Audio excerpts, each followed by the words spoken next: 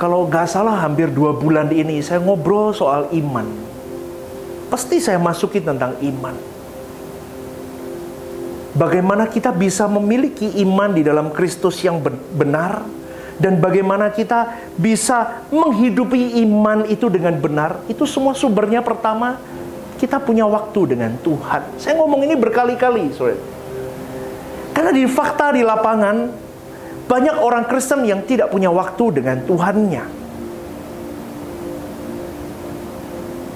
Waktu dengan Tuhannya digantikan dengan banyak hal, dengan menonton YouTube khotbah.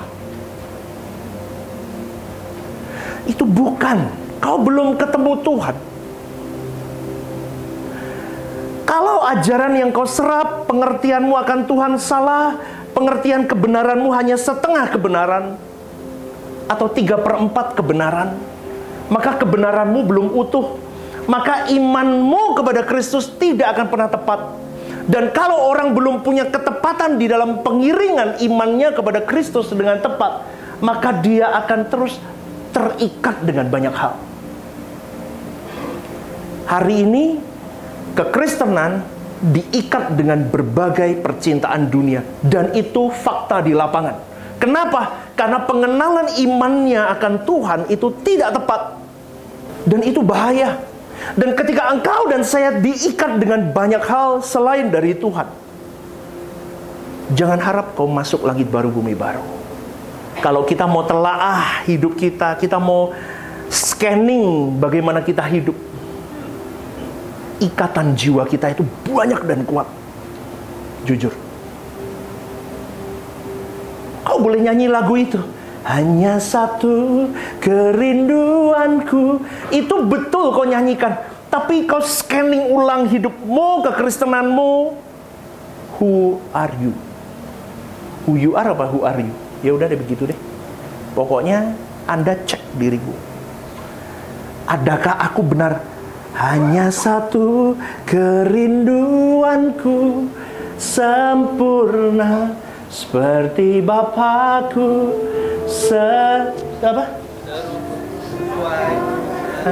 Mula. Saya itu kadang lagu nggak hafal, saudara.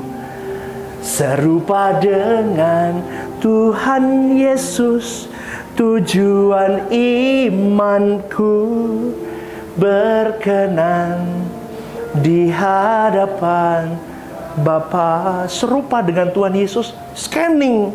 Bercerminlah kepada Dia, bukan kepada manusia lain, bukan kepada pendeta siapapun, kepada Yesus. Adakah aku serupa dengan Dia atau belum?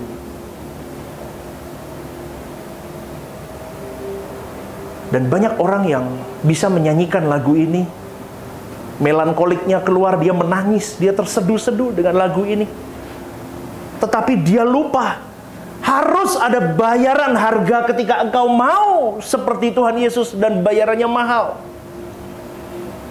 Dan untuk membayar itu semua, saudaraku, tidak bisa hanya memprioritaskan, tetapi more than priority, segalanya Tuhan. Tapi Kristen hari ini tidak. Kristen hari ini banyak mem-PHP Tuhan. Kristen hari ini memiliki banyak keinginan yang mengikat karena dia terus melacurkan dirinya kepada dunia, dan dia berkata, lumrah pastor begini. No, ketika Tuhan Yesus tidak melumprahkan dirinya, baru dia bisa berkenan di hadapan Allah. Selama Tuhan Yesus melegalkan dirinya untuk wajar dengan dunia, dunia ini suka berkat Tuhan, tapi dia menolak Kristus. Dia mau pertolongan Tuhan. Dunia ini butuh Tuhan, tapi menolak Kristus. Saya kadang heran, Kristen pun sama. Dia mau berkat Tuhan, dia mau kuasa Tuhan, dia mau segalanya, tetapi dia menolak Kristus. Kau tidak akan pernah bisa lepas dari segala ikatan, karena daging kita itu begitu kuat dan merekam banyak hal, kenikmatan. Tidak selalu melulu dosa yang terlihat moral, saudaraku. Kau makan saja, dagingmu merekam mana makanan nikmat dan tidak nikmat. Dia tahu. Dia tahu baju bagus dan tidak bagus. Dia tahu sepatu enak atau tidak enak. Daging semua merekam. Dia tahu minuman yang kau sedot itu minuman nikmat atau tidak. Daging itu lihai. Dia merekam semuanya. Maka saya mau katakan, saudaraku, dosa yang melekat kepada daging kita dengan kelicikan, ditambah dengan kodrat dosa di dalam jiwa kita, itu begitu kuat. Ini yang harus engkau dan saya sadari. Sadari itu sebelum waktumu habis.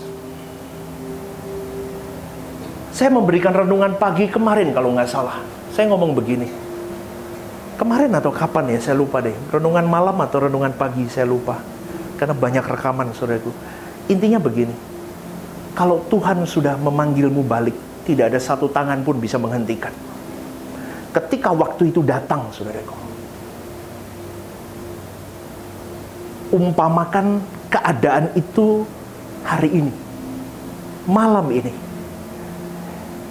kau bercermin kepada Tuhan Yesus. Bagaimana hidupmu? Kau yakin apa tidak bahwa aku diizinkan Tuhan pasti masuk ke langit baru, bumi baru, atau tidak? Apakah selama ini aku hidup memang fokusku hanya untuk Tuhan atau tidak? Maka hari ini, saudaraku, pagi hari ini saya mengajak kepada Bapak Ibu, saudara-saudari yang hadir, kita mau melepaskan diri kita dari segala ikatan yang mengikat kita. Itu hal-hal kecil. Hal-hal kecil. Rutinitasmu bisa mengikatmu. Pasanganmu bisa mengikatmu. Anak-anakmu bisa mengikatmu. Orang tuamu bisa mengikatmu. Kesenanganmu bisa mengikatmu. Gadgetmu bisa mengikatmu, saudaraku. Saya cuma mau katakan ini, engkau dan saya harus move on, harus keluar dari itu. Dan itu bisa terjadi kalau kita benar-benar menginvestasikan waktu, tenaga, pikiran, segalanya.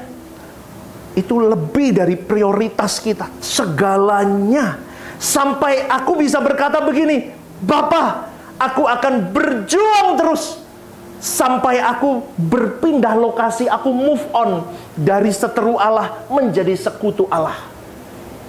Ini tidak gampang, saudaraku.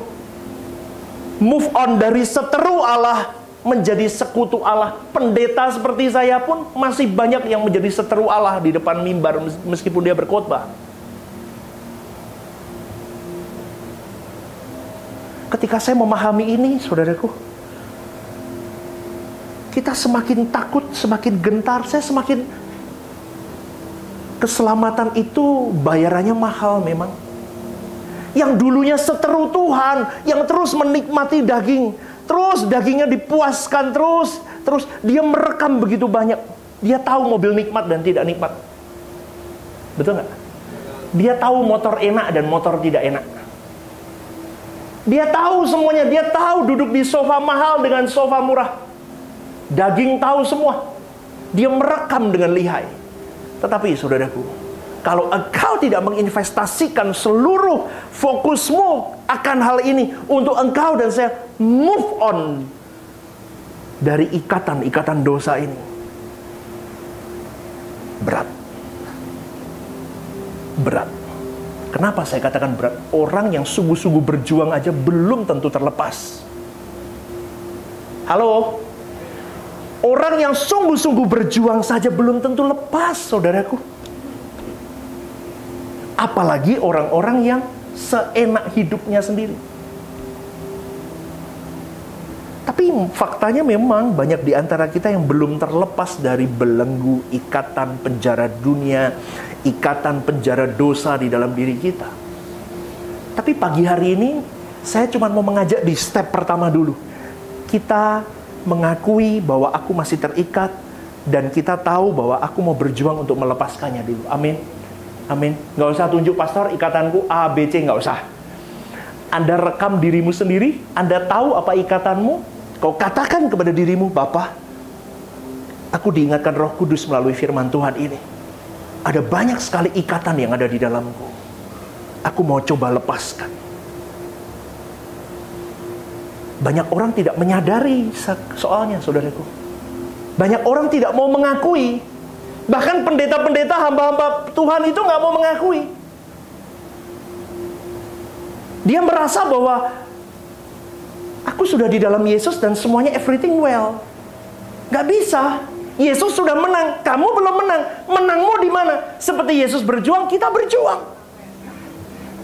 Kalau Yesus sudah menang, battlemu, kita belum menang. Kita harus menang. Menang melawan apa, Pak? Melawan manusia lama kita. Melawan monster diri kita. Melawan daging kita yang begitu kuat. Musuhmu itu bukan setan, pocong, kuntilanak, genderuwo. Enggak, saudaraku. Dirimu sendiri. The way of your thinking, karaktermu, caramu berbicara, semua tentang hidupmu. Materaimu, sombongmu, suka dihormati, merasa paling hebat, merasa paling kaya, merasa paling berjuang ini dan itu. Jujur, saudaraku, kalau kita direndahkan sedikit saja, kita bisa marahnya kayak orang kesetanan. Itu yang harus kita matikan.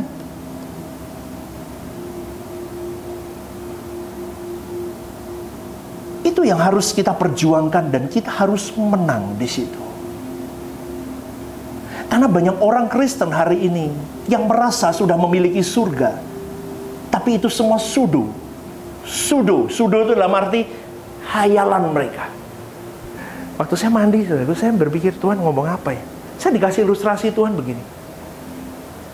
Nah, kamu itu diculik oleh penjahat, disandra di tempat dia.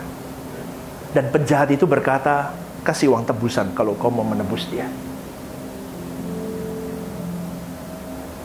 Bapak itu kontak dengan penjahat itu, dan dia mengirimkan anaknya, Yesus itu, untuk menebus kita. Normalnya, kalau sudah ditebus, kita pergi nggak dari penculik itu? Halo? Tapi ilustrasi kekristenan, kita itu, nggak usah Tuhan Yesus, sudah aku biar diculik aja. Ngerti nggak? Dulu mau dengar peratak ya aku ngomong. Kekristenan kita itu begitu, udah culik aku aja, aku di sini aja. Daripada aku ikut situ, enggak, aku di sini aja. Seperti Yesus. Seperti Yesus apa? Bukan hanya karena kau baik, aku baik. Tapi Yesus mengajarkan apa? Memberikan nyawanya untuk sesamanya. Kelasnya beda nggak? Beda. Kenapa orang muak dengan Kristen? Karena terlalu tinggi, yang di sini aja nggak mampu orang Kristen. Orang Kristen mampunya masih di kelas ini. Lu pukul aku pukul aku balik. Kenapa bisa begitu? Karena ikatan kita begitu banyak. Trauma, masa lalu, dilecehkan, tidak dianggap di dalam keluarga, dibedakan oleh orang tua, banyak hal. Tetapi saya mau katakan, kalau engkau di dalam iman Kristus Yesus, maka engkau harus mematikan semuanya. Ibadah dua nanti saya akan ajarkan apa makna salib. Saya akan jelaskan detail ibadah dua. Kau harus bisa membongkar hidupmu sehingga engkau bisa berkata, aku harus mengakui bahwa aku terikat A, B, C sampai Z supaya aku segera keluar. Tuhan tidak menuntutmu hari ini harus A sampai Z selesai. Tapi paling tidak kau menyadari dulu, itu poin pertama. Poin yang kedua, kau minta maaf sama Tuhan. Dan yang ketiga, minta bimbingan Roh Kudus. Roh Kudus tolong aku. Dari A dulu aku bereskan, B aku bereskan, C aku bereskan. Tuhan hargai setiap perjuanganmu. Dan saya cuma mau katakan, kalau engkau tidak berani tegas, kau tidak berani berkata no dan cukup. Dan kalau engkau tidak berani berkata enyah kau iblis. Bahkan Yesus pun berkata kepada Petrus, enyah iblis. Sebab apa yang ada di dalam pikiran Petrus saat itu adalah pikiran iblis. Hari ini banyak orang Kristen yang pikirannya iblis, saudaraku. Aduh, ini pendeta kejem banget kalau ngomong. Ya memang.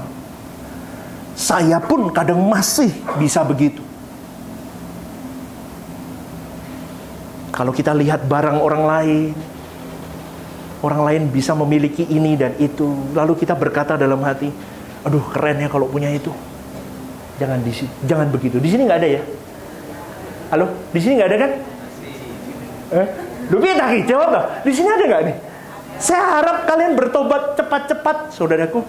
Sebelum waktu kita habis, kita harus membuat diri kita move on dari ikatan dunia. Karena kompleksnya jiwa kita ini kompleks banget. Alkitab kalau ngomong begini, betapa liciknya hati manusia. Tuhan aja dilicikin. Ya, jadi kita harus minta sama Tuhan tiap hari, Roh Kudus terangi hatiku, intim dengan Dia, terus hidup suci, jangan mengingini apa yang menjadi milik orang lain, terus syukuri apa yang kau miliki, terus bersyukur saja dan nikmati apa yang sudah Tuhan beri, dan kelola apa yang sudah Tuhan percayakan di tanganmu. Kelola itu dan harus jadi berkat untuk banyak orang. Jangan tonton apa yang tidak perlu ditonton. Gak perlu, saudaraku. Kau harus latih koneksimu dengan Tuhan. Kalau Tuhan menikmati apa yang kita lihat, baru kau lihat. Kalau Tuhan tidak ikut menikmati di dalamnya, jangan kau lihat, jangan kau dengar. Kau harus berani diam, dan diam di dalam setiap keadaan hidupmu. Koreksi setiap waktu, setiap kau melihat apapun. Kalau masih timbul keinginan, berarti kau masih ada ikatan. Potong segera, serahkan hatimu ke Tuhan. Ampuni aku Tuhan. Kalau kau masih bisa menikmati apapun yang kau katakan, Nikmat, dan kau tidak bisa lepas dari kata nikmat itu. Contoh orang kecanduan itu apa? Dia tidak bisa downgrade. Saya disuruh makan apapun saya siap, saudaraku. Betul, dulu saya nggak bisa. Sekarang saya mau makan apapun. Yang penting hidup. Halo? Makan untuk hidup atau hidup untuk makan? Yang benar. Makan untuk hidup atau hidup untuk makan? Siapa yang hidup untuk makan? Hidup untuk makan loh. Berarti kau harus memburu makanan. Atau makan untuk hidup. Saya dulu hidup untuk makan. Makanya saya sampai selalu ngomong apa? Untung ya Tuhan kau tangkap aku. Dulu aku juga banyak ikatannya. Terus sekarang pastor masih ada ikatan. Saya masih ada 1, 2 dan saya sedang berjuang di situ. Saya tahu titik saya. Makanya saya ngomong ini. Kenapa? Karena kalau engkau dan saya tidak berani berjuang melepaskan ikatan itu, susah loh saudaraku. Dan sisa-sisa terakhir itu biasanya paling berat. Paling berat. Maka paksa diri kita terus dialog sama dia, sama Tuhan, terus berdialog. Kita harus berani diam, karena percakapan yang sia-sia itu membuat kita semakin tidak kudus, saudaraku. Semakin kita tidak kudus, pikirkan Tuhan siang dan malam. Lebay, pastor. Tidak lebay. Karena hanya memang Tuhan saja yang mengunci hidupmu, memenjarakan dirimu dan mengurung hidupmu. Karena tanpa kurungan Tuhan dalam hidupmu dan hidupku, kita pasti hamartia, kita pasti meleset. Tanpa kurungan Tuhan, kita pasti tidak tepat di pemandangan Bapa. Terus kita lakukan terus, berlatih. Jangan banyak bicara. Apalagi kalau seperti worship leader, singer, pengkhotbah seperti saya, jangan banyak bicara. Nah, tapi pastor kok banyak bicara lah, saya khotbah, saudaraku. Kalau saya nggak bicara, saya pendeli-pendelian sama Anda begini. Kan nggak bisa. Maksudnya hari-hari hidup, jangan banyak bicara. Diam. Orang salah pahami Anda, diam. Orang buat serang-serang Anda, diam. Percaya omongan saya. Saya sudah terapkan itu, saudaraku. Diam. Semakin kau banyak melawan, pasti kau meleset. Semakin banyak kau diam, biarkan saja. Kemarin ada satu ilustrasi, saya lihat di Instagram. Ada lomba anjing. Anjing model India itu yang apa tuh nggak tahu, yang kurus panjang kakinya itu. Itu lomba anjing. Itu larinya sekitar berapa kilometer deh? 50 sekian kilometer per jam. Anjing itu, cepet mau. Di satu kandang itu ada citah. Citah itu nggak ikut lari, padahal mau diadu sebetulnya. Citah itu larinya 200 sekian kilometer per jam. Dari ajaran, dari gambaran itu digambarkan begini. Citah tahu kelasnya.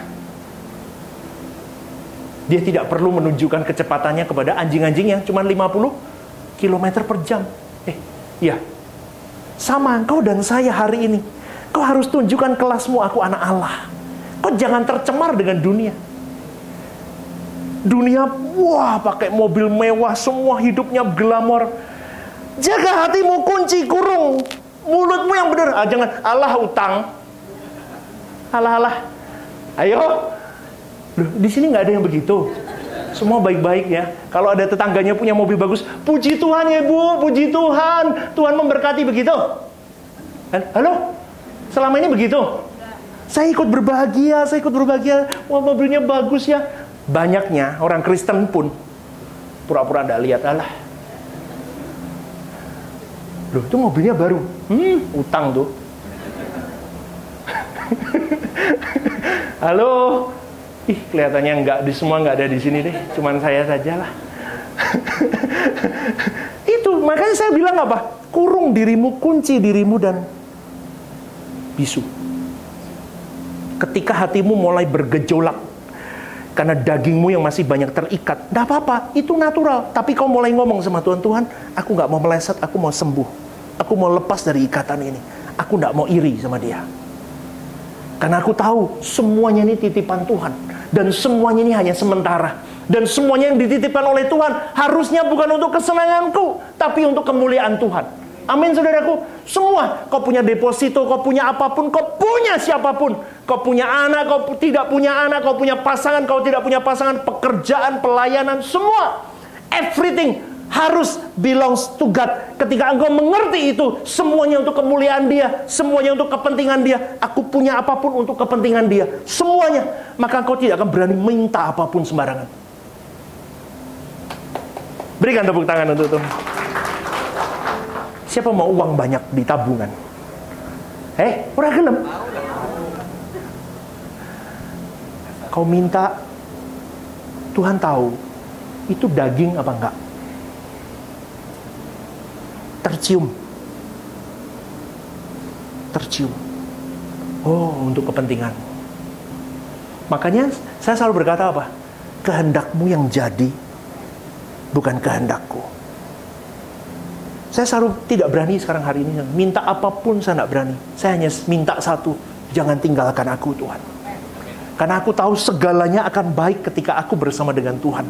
Dan segalanya tidak akan baik kalau aku tidak bersama dengan Tuhan. Aku punya apapun, kita punya apapun, dan siapapun akan jadi bencana kalau itu tidak di dalam perkenanan Tuhan. Tapi kalau semuanya di dalam perkenanan Tuhan, dan hatiku, hidupku hanya untuk Dia, dan Dia, maka hidup itu nikmat meskipun kau makan nasi dengan telur. Lagunya apa? Hari-hari hidup datang dan berlalu. Bisa? Hari Kamis kemarin, bagaikan deret awan. Ketinggian deh. Coba. Bentar, penyanyi kalau nyanyi susah memang dia ngiringinya. Datang dan berlalu. Katakan.